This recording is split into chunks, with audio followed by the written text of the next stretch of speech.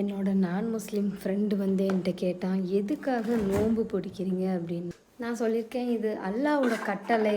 பசி, தாகம், கோபம், தவறான பேச்சு, கெட்ட சிந்தனை, இது எல்லாமே கட்டுப்படுத்த தான் நோன்பு பிடிக்கிறோம். நோன்பு நம்மளுக்கு பொறுமையை வந்து கத்து தருது. தவறுகளை நினைச்சு தப்பா பண்ண சொல்லுது. நாள் முழுக்க நம்ம தனியா இல்லை, அல்லா நம்மளை பார்த்துக்கிட்டு இருக்கான் அப்படிங்கிற நினைவை வர வைக்குது.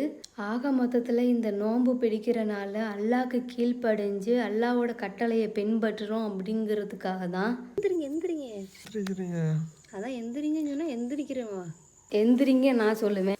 எந்திரிக்கிறேன் பாட்டி. நான் சொன்னேன் பார்த்தீங்களா, நோன்பு வந்து பொறுமையை கற்று தருது அப்படி. 100% ட்ரூ. நோன்பு இல்லாத டைம்லலாம் ரொம்ப கோவம் வரும், கண்ட்ரோல் பண்ணவே முடியாது. இப்போ எனக்கு இது ஒரு கடமை மாதிரி. நமக்கு எவ்வளவுக்கு பொறுமையாக இருந்து நோன்பு பிடிக்க வைப்போமோ அவ்வளவுக்கு நான் முயற்சி பண்ணுறேன்.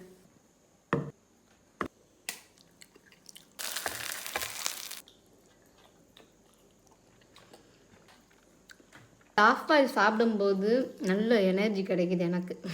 இத்தனை பேர்த்துக்கு ஆஃப் பாயில் பிடிக்கும்? ஹெட் கார்ட்டில் போடுங்க. சாப்பிட முடிய மாட்டேங்குது. தயிரும் வாழைப்பழமும் மிக்ஸ் பண்ணி சாப்பிட போகிறேன் பிரியாணியில்.